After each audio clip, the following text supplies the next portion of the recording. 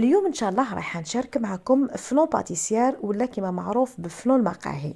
اول طبقه راح تكون عباره عن كيكه اسفنجيه اللي راح نحتاج فيها زوج حبات بيض يكونوا متوسطين الحجم ويكونوا بدرجه حراره المطبخ. نضيف عليهم نص كاس سكر عادي وشويه تاع لافاني وقرصه ملح. راح ندرب هذاك البيض والسكر من 8 حتى ل 10 دقائق على سرعة تكون متوسطة حتى يتضاعف حجم الخليط. هذه نقطة مهمة باش نتحصلوا على الكيكة تاعنا تكون خفيفة. من بعد راح نجي هنايا ونضيف نص كاس زيت نباتي راح نضيفوه على شكل خيط، وفي نفس الوقت راني ندرب نضيفوه غير بشوية ونضربوه حتى نكمل كامل الكمية. من بعد نزيد نخلط شوية ونروح هنايا راح نضيف نص كاس تاع الحليب. هنايا الحليب البنات ما تستعملوش من الثلاجه مباشره، من الاحسن انكم تدفيوه شويه. كما قلت لكم نص كاس، الكاس دائما اللي نستعملوه يرفد 220 مليلتر، يعني حنديروا 110 مليلتر. من بعد راح نضيف النواشف تاعي اللي هما كاس الا ربع ولا كاس ناقص 1 سنتيمتر تاع فرينه اللي راح تجيكم 3 مغارف كبار يكونوا معمرين مليح. ونضيف كيس خميره حلوى وزن 10 غرام. بسباتيل ولا بالفوي هكذا راح نخلط حتى يتجانس الكل مع بعض، ونتاكدوا انه ما بقاش في الخليط تاعنا حبيبات. هكذا حاولوا انكم كي تعودوا تخلطوا ما تخرجوش ولا ما تفرغوش هذاك الهواء المتواجد في الكيكه تاعنا، يعني خلطوا غير بشويه. وهكذا يكون الخليط تاعنا واجد. راح نجيب هنا صينيه الفرن اللي يكون فيها 30 على 40 سنتيمتر. كما شفتوا زوج حبات بيض يكونوا صغار ولا متوسطين الحجم، يعني هذا البلا راح يخرج لكم كميه لاباس بها. انا حنوزع هذاك الخليط تاعي في كامل صينيه. انا هاد الصينيه البنات يعني طيبت فيها من قبل ما تلصقش. نتوما اللي تحب تدهنها بشويه زيت ولا زبده وتغبرها بشويه تاع فرينه. نوزع كامل الخليط تاعي على الصينيه بهذه الطريقه هكذا. هلا ما تخافوش منها، راهي تبان لكم طبقه رقيقه.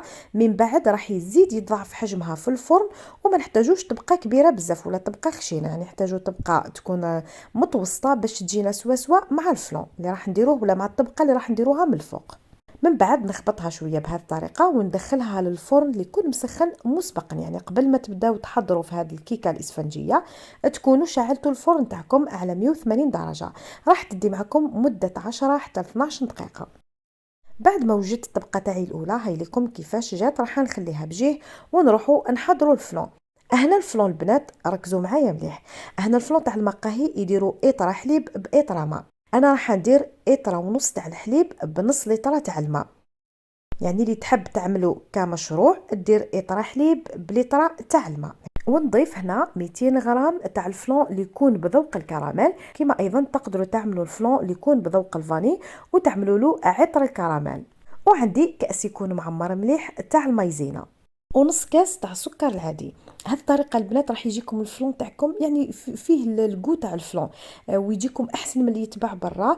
لانه بصراحه ساعات نطيح في فلون تاع المقاهي نحسوا ما فيه ني فلون ني حليب، يعني تحسوه كانه مايزينا وما فقط. هنا حندي هذاك الخليط تاعنا فوق نار اللي تكون متوسطه مع التحريك المستمر هكذا باش ما يتكتلناش من تحت. نبقى نخلط حتى يلحق الخليط تاعكم لدرجه الغليان ويدير هذوك الفقاعات. بعد ما يدير الفقاعات نقصوا عليه النار كامل وخلوه شويه باش تروح الكو تاع المايزينا.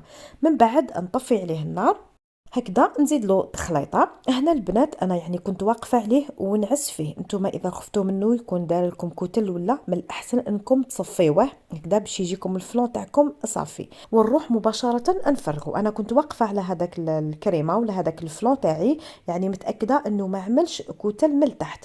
نتوما باش يعني باش تتاكدوا لازم عليكم تصفوه. الخليط تاعي راهو يغلي مباشره نحطوه فوق هذيك الكيكه.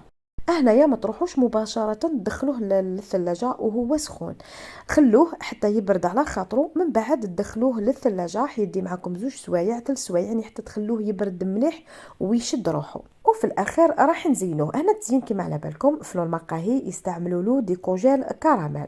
رايحه ندير هنا برك ديروا كميه تكون رقيقه باش ما تجيناش يعني الفلون تاعنا يجينا حلو ويجيكم يقهم. كي ديروا طبقه رقيقه راح تعطيكم الكو تاع الكراميل ويجيكم بنين بنه عالميه. من الاحسن انكم تعملوه في كيس حلواني الكميه اللي حبيتوا وتوزعوها بهذه الطريقه باش يكون يعني هكذا. من بعد رايح تعودوا تسويو فيه راح يجيكم سهل وما يديش معاكم وقت كبير.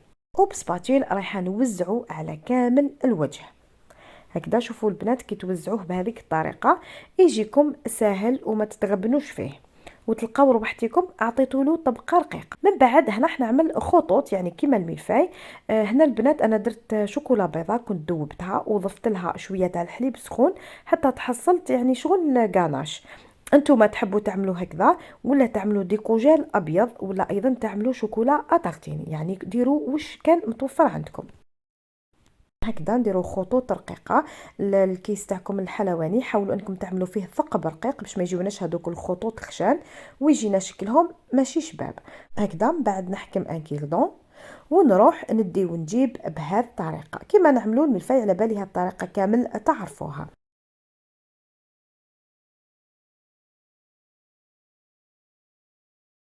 من بعد نروح مباشرة بما انه الفلون تاعي راهو بارد يعني راهو واجد نقطعه معكم باش تشوفوا النتيجة النهائية. اهنا التقطيع البنات كل واحد يقطعه كيما يعني كيما حب.